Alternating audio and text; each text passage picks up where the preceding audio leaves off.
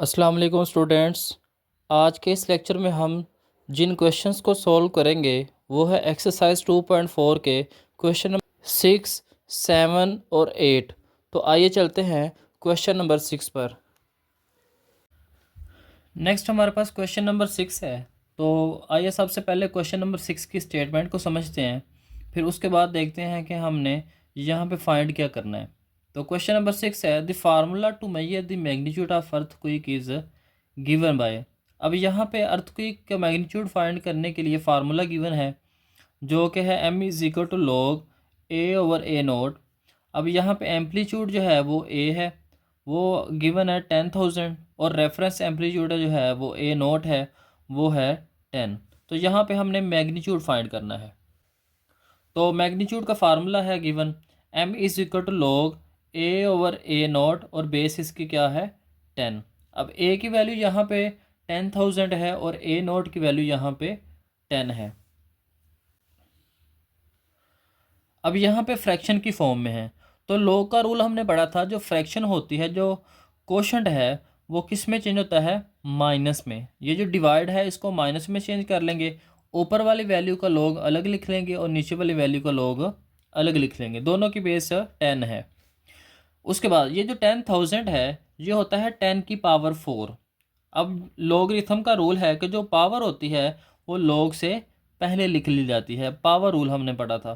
तो 4 को लॉग से पहले लिख लेंगे, उसके बाद log 10 बेस 10 आ जाएगी, माइनस इधर log 10 और बेस 10 आ जाएगी। उसके बाद हमने रूल पढ़ा था कि अगर हमारे पास जिस नंबर का हमने log लेना हो और बेस दोनों सेम हो तो इसका जो रिज़ल्ट है ये किसके इक्वल आता है, 1 के।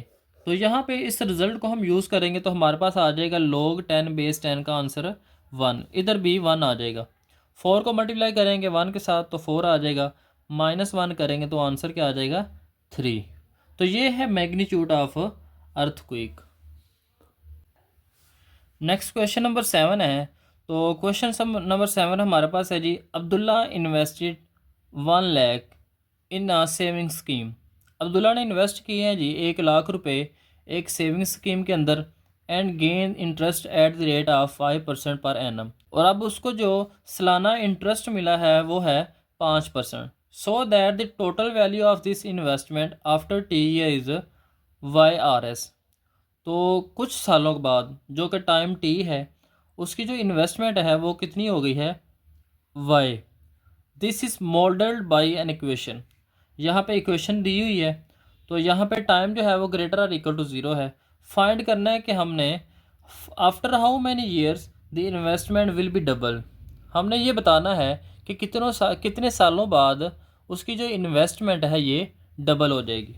तो यहाँ पे क्योंकि उसने इन्वेस्ट किए थे 1 लाख, तो जाहिर है हमने फाइंड करना है कि उसकी इन्वेस्टमेंट कितनी हो जाएगी, डबल। तो डबल 1 लाख का डबल क्या होता है, 2 लाख। तो यहाँ पे y किसके इक्वल होगा, 2 लाख के। टाइम हमने फाइंड करना है, इक्वेशन उसने हमें दी हुई है। तो यहाँ पे हमारे पास आ जाएगा, वैल्यूज पुट करेंगे। अब y हमारे पास इक्वल था 2 लाख के, तो हमने 2 लाख लिख लिया, is equal to 1 lakh into 1.05 की पावर t। तो 1 लाख इधर मल्टीप्लाई हो रहा है, इधर आ क्या हो जाएगा, डिवाइड। यहाँ से 50 और ये 50 आपस में कैंसिल हो जाएंगे, तो यहाँ पे क्या रह जाएगा, 2। तो अब हम क्या करेंगे, दोनों साइड पे हम लॉग लेंगे। जब लॉग लेंगे तो ये जो t है पावर में ये लॉग से पहले आ जाएगा। अब 2 का लॉग लेंगे तो ये आएगा 0.3010।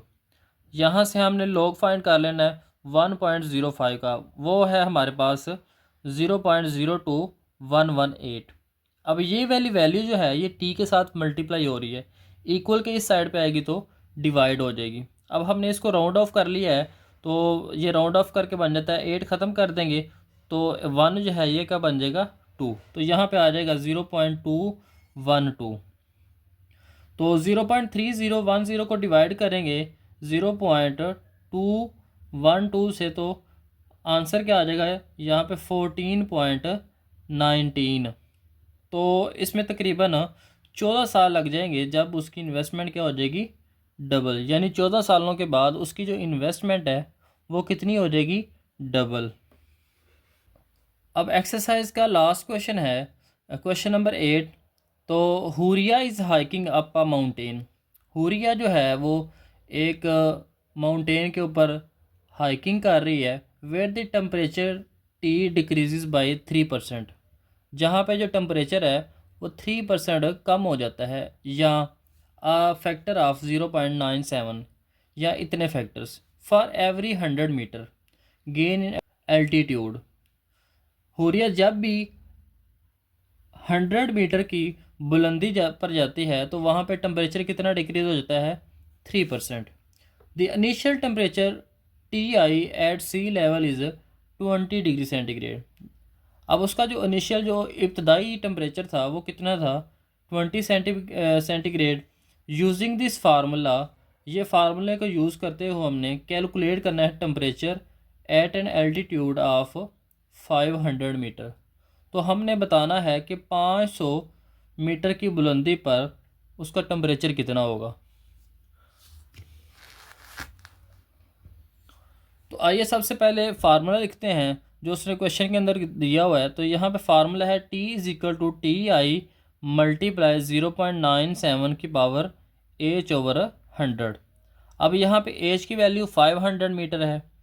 इनिशियल टेम्परेचर उसने दिया हुआ है 20 सेंटीग्रेड।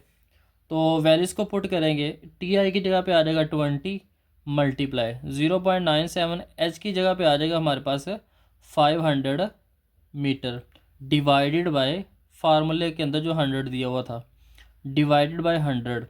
अब 500 को 100 से डिवाइड करेंगे तो ये 2 ज़ीरो और ये ज़ीरो कैंसिल हो जाएंगे, तो आ जाएगा 5। नेक्स्ट हमने क्या करना है, दोनों साइड पे हम लॉग लेंगे। तो जब लॉग लेंगे तो आ जाएगा log T is equal to log. अब ये दोनों आपस में मल्टीप्लाई हो रहे हैं, तो लॉग के रूल के मुताबिक ये मल्टीप्लाई प्लस में चेंज हो जाएगा। इस वाली वैल्यू का लॉग हम अलग लिख लेंगे और इस वाली वैल्यू का हम लॉग अलग लिख लेंगे। उसके बाद हमने पढ़ा है जो पावर होती है वो लॉग से पहले आ जाती है। अब इस वैल्यू का हमने लॉग लेना है और 20 का लॉग लेंगे तो हमारे पास आ जाएगा 1.3010। नेक्स्ट इस वैल्यू का लॉग लेंगे तो आ जाएगा -1.9868। अब हमने इस वैल्यू को अलग अलग लिख लेना है, इसका हम करेक्टरिस्टिक अलग लिख लेंगे और इसका मिंटीसा हम अलग लिख लेंगे। तो -1 प्लस 0.9868। अब इन दोनों को सोल्व करेंगे तो जो आंसर आएगा वो हम उसको 5 से मल्टीप्लाई करके इसके अंदर ऐड कर देंगे। तो यहाँ पे आ जाएगा 1.3010 प्लस 5 इंटू -0.0132। अब हम इस वैल्यू को 5 से मल्टीप्लाई करेंगे तो आ जाएगा 0.06614। दोनों को सिंप्लीफाई करेंगे तो आ जाएगा 1.2348। यहाँ से हमने टी की वैल्यू फाइंड करनी है, तो लॉग इस तरफ आ क्या हो जाएगा, एंटी लॉग।